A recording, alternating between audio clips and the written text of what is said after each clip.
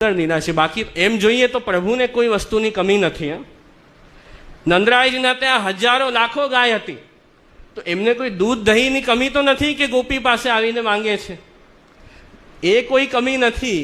પણ ભક્તોનો ભાવ, ભક્તોનો પ્રેમ સ્વીકારવો છે, એટલે સામેથી દાન માંગી રહ્યા છે। એટલે જ આપણે દાનના દિવસોમાં પ્રભુને દાન ભોગ ધરીએ છીએ શ્રૃંગાર પછી।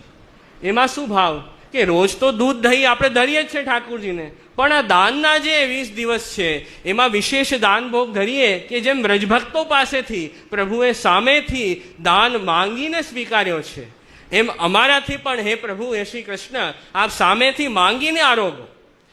એ પ્રભુની કૃપા છે, એટલે દાન ભોગ ધરીએ છીએ।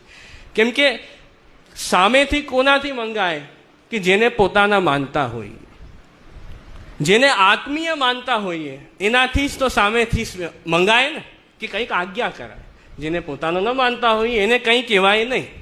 તો વ્રજભક્તોને ઠાકુરજી પોતાના માને છે, પોતાના સ્વીય માને છે, એટલે એમના પાસે પધારીને સામેથી એમનો દાન આપ સ્વીકારી રહ્યા છે।